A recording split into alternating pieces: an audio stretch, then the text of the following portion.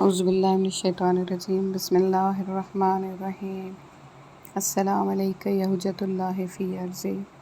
ساتھیو، جب حضرت عباس نے عاشورہ کے دن دیکھا کہ اہل بیت میں سے کافی جوان جو ہیں وہ شہید ہو گئے ہیں، تو اپنے تینوں بھائیوں سے مخاطب ہو کر کہا کہ اب تم اپنے مولا پر قربانی کے لیے تیار ہو جاؤ۔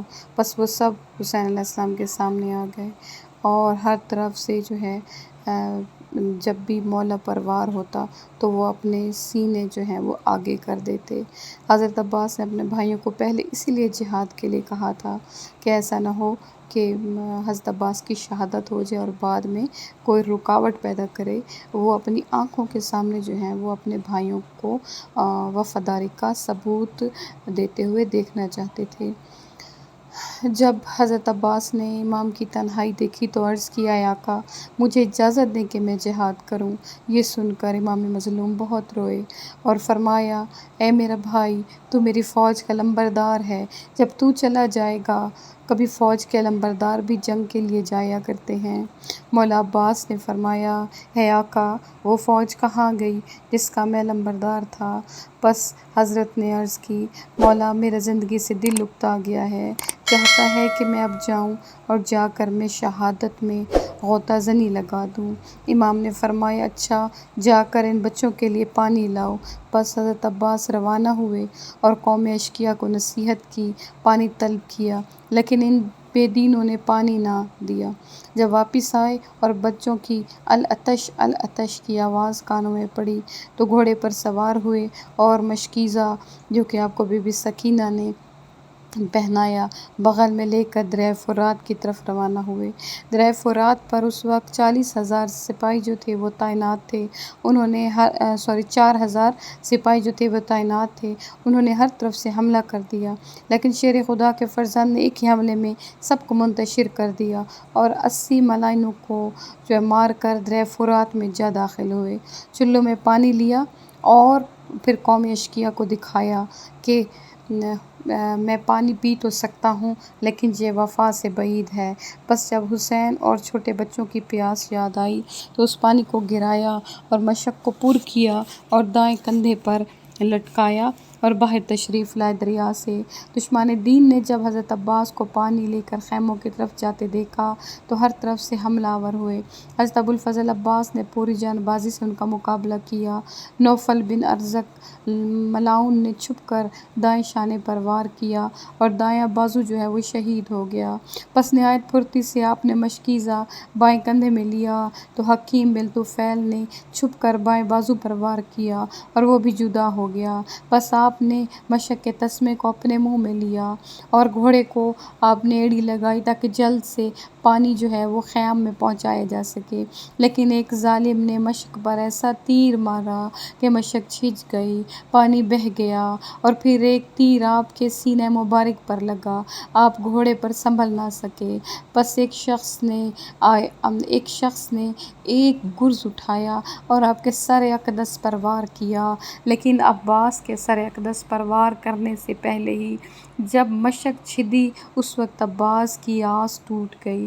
بعض روایتوں میں ہے کہ جب حضرت ابو الفضل عباس پانی طلب کرنے کے لیے تشریف لے گئے تو آپ نے فرمایا، اے دشمن خدا، حسین علیہ السلام فرماتے ہیں کہ تم میرے اور میرے بچوں پر پانی بند کرتے ہو، لیکن اگر تمہیں میرا یہاں رہنا پسند نہیں تو مجھے مہلت دے دو، میں اپنے پردے داروں اور بچوں کو لے کر روم یا ہندوستان کی سرحدوں کی طرف چلا جاؤں گا اور حجاز و عراق کی سرزمین تمہارے لیے خالی کر دوں گا۔ لیکن ان لوگوں نے اس چیز کو نہ مانا۔ پس حضرت عباس جب گھوڑے سے گرے تو آپ نے آواز دی، یا اخاؤ ادرک، اے میرے بھائی، میری مدد کو پہنچو۔ پس امام حسین علیہ السلام نے جو ہی آواز سنی عباس کے سر پر پہنچے، دیکھا کہ سارا بدن جو ہے وہ خون سے بھرا ہوا ہے اور بازو جو ہے وہ بدن اطہر سے جدا ہیں۔ امام پاک یہ حالت دیکھ کر بہت روئے اور فرمائے، اب میری کمر ٹوٹ گئی، اب میرا کوئی سہارا نہیں رہا۔ روایت ہے کہ حضرت عباس کے جسم پر زخم اس قدر زیادہ تھے کہ لاش کا وہاں سے منتقل کرنا مشکل تھا، اسی لیے مولا نے چشم اشک بار سے لاش کو وہیں رکھ دیا اور تنہا خیمہ کی طرف پلٹے۔ جب جناب سکینہ خاتون نے دیکھا کہ بابا جان کہ بابا اکیلے ہیں اور ہاتھ میں علم ہے اور خالی مشق ہے۔ تو کہا بابا میرے چچا کہاں ہیں؟ تو فرمایا بیٹی وہ شہید ہو گئے۔ یہ سن کر اہل بیت کے خیام میں کوہرام برپا ہو گیا۔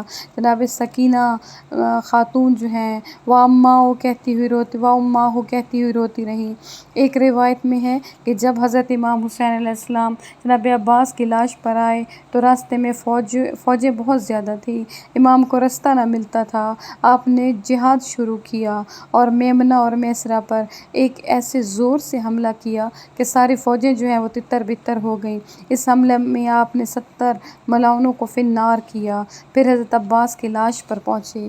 راوی کہتا ہے کہ جب ہماری متوجہ ہوئی تو ہمیں یوں گمان ہوتا تھا کہ جناب امیر المومنین علیہ السلام خود بنفس نفیس جنگ کر رہے ہیں۔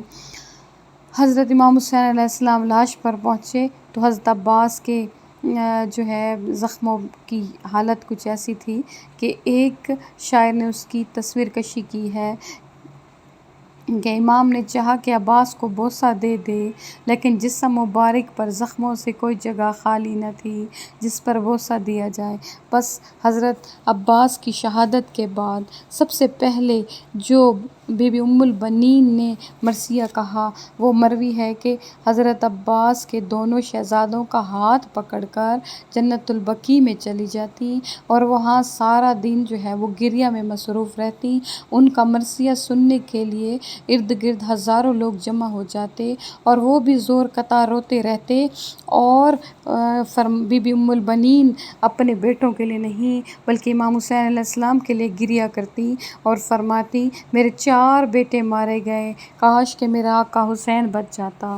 اور امام حسین علیہ السلام نے حضرت عباس کا سر جب بعد شہادت اپنے زانو مبارک پر رکھا تو جناب عباس اپنا سر ریت پر رکھ دیتے۔ مولا حسین نے کہا کہ اے بھائیا سر کیوں نیچے رکھتے ہو؟ تو وہ عباس کی وفا۔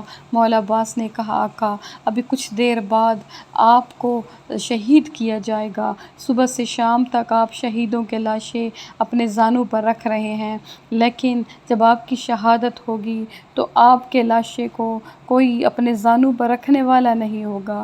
آقا یہ نوکر کیسے برداشت کرے کہ آقا کا لاشا تپتی ہوئی ریت پر پڑا رہے اور میرا لاشا جو ہے وہ آقا کے زانو پر ہو۔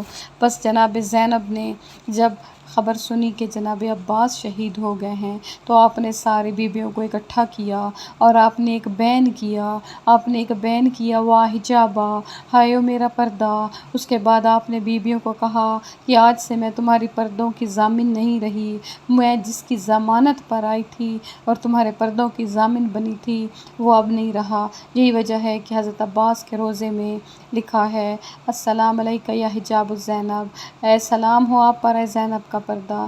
اللہ تعالی ہم سب کو جناب عباس کی شفاعت نصیب کرے، آمین یا رب العالمین۔